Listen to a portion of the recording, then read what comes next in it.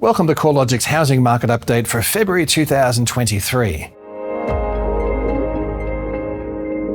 The housing market started the year where it left off in 2022, chalking up the 9th consecutive monthly drop in Australian home values. The National Home Value Index was down 1% over the first month of the year, following a larger 1.1% fall in December. It looks like we may have moved through the eye of the storm in August last year, when our national index dropped by 1.6% in a month. Since then, the national monthly rate of decline has generally eased. However, at 1% over the month and 3.2% down over the rolling quarter, housing values are still falling quite rapidly compared to previous downturns. The downturn remains geographically broad-based, with every capital city posting a decline in dwelling values through the month, led by Hobart and Brisbane, down 1.7% and 1.4% respectively, while the smallest drops were recorded in Perth and Darwin at 0.3 and 0.1%. The most noticeable easing in value falls can be seen across the premium end of the housing market, where the country's most expensive properties have led both the recent upswing as well as the current downturn. Across the combined capitals, the rolling quarterly rate of decline across the upper quartile values has improved from a recent low of 6.1% over the September 22 quarter to 4% down over the 3 months to January. The trend is most apparent in Sydney's detached house market, where quarterly declines eased from 7.7% in the 3 months to August to 3.9% in the 3 months to January. The improvement could be reflective of more buyers taking advantage of larger price drops across the premium sector, where house values are already down 17.4% since peaking back in January of 2022. Despite easing rates of internal migration and a partial erosion of the pre-pandemic affordability advantage, regional housing values are holding up better than capital city markets so far. The milder decline comes after a substantially stronger upswing. Across the combined regional areas of Australia, housing values surged 41.6% higher through the upswing, compared with a 25.5% rise across the combined capital cities. Since peaking in June, the combined regionals index is down 7.4%, while capital city values are down 9.6% from their April peak. This will be an interesting trend to watch over the longer term, but at the moment, it seems regional housing markets have seen a structural shift in the underlying demand profile, with more Australians willing to base themselves outside of the capital cities and remote working remaining a viable option across some sectors of the labour force. It's unlikely we'll see a mass exodus from regional markets. January marked a new record low for how much and how fast dwelling values have fallen in Australia. Based on the monthly index, national home values are down 8.9% since peaking in April last year, making this the largest and the fastest decline in values since at least 1980, when CoreLogic records began. However, it's important to understand this downturn in context. Record declines in home values follow a record upswing, both in magnitude and speed. The National Home Value Index was up a stunning 28.6% in the space of just 19 months prior to the decline. Despite the recent sharp downswing, values in every capital city and rest of state region are still above pre-pandemic levels, although Melbourne's index would only need to fall a further 0.4% before equaling the March 2020 reading. Low advertised supply remained a feature of the housing market through January, as the flow of new listings holds well below average for this time of the year. New capital city listings added to the market over the 4 weeks ending January 29th were 22.2% lower than over the same period last year and 24.5% below the previous 5-year average. Every capital city recorded a below-average number of new listings through January, reflecting an ongoing reluctance from prospective vendors to test the market. Such a low number of new listings implies homeowners don't need to sell. Rather, they seem to be prepared to wait this downturn out. This trend of lower than normal levels of new listings has been persistent through spring and early summer, and now looks to be continuing into 2023. At the same time, housing demand has also fallen away.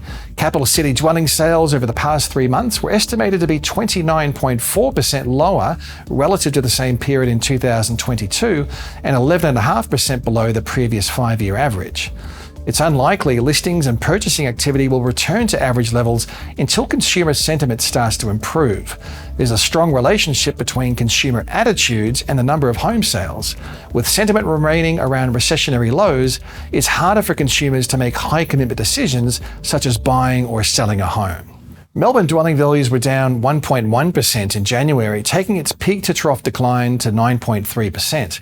Like most cities, house values have fallen further than unit values, down 10.8% and 6.1% from their peaks respectively.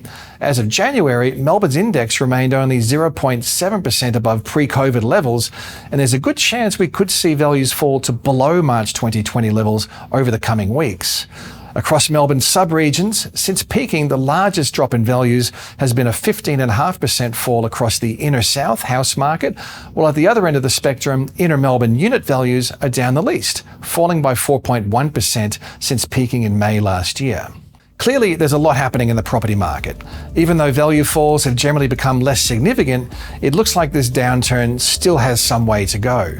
The trajectory of housing values remains intrinsically linked with the path of interest rates. The good news is the cash rate may be approaching a ceiling as speculation mounts that inflation moved through a peak at the end of last year and retail sales fell sharply in December.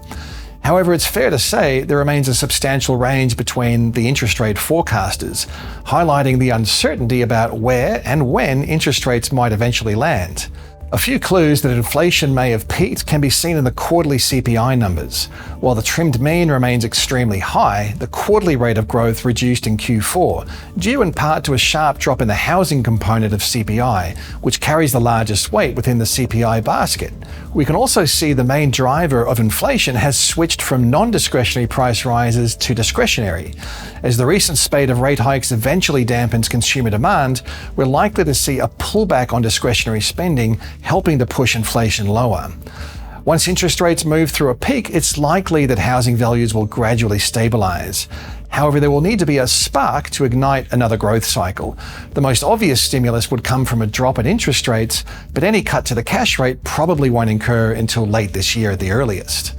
Other factors that could support housing activity will be a rise in consumer sentiment, an easing in credit policy, such as a reduction to APRA's serviceability buffer, or fiscal incentives aimed at stimulating housing demand. Some downside risks from the large number of fixed-rate mortgages due to expire later this year remains. Around 2/3 of fixed-rate home loans, which comprise a substantially larger portion of the loan book than historically normal, will expire in 2023, with many moving from interest rates from around 2% to closer to 6%. It's likely mortgage arrears will rise from last year's record lows, but the risk of a material increase in mortgage arrears or defaults should be minimised as long as labour markets remain tight. Although labour markets are expected to loosen through 2023, it's unlikely the unemployment rate will rise to above long-term average levels. Advertised stock levels will be a key metric to keep an eye on. Inventory levels remain well below average, mostly due to persistently low levels of fresh stock coming on the market. Such low advertised supply has arguably helped to keep a lid on value declines, but a lift in supply, without a commensurate rise in demand, could prolong the downturn.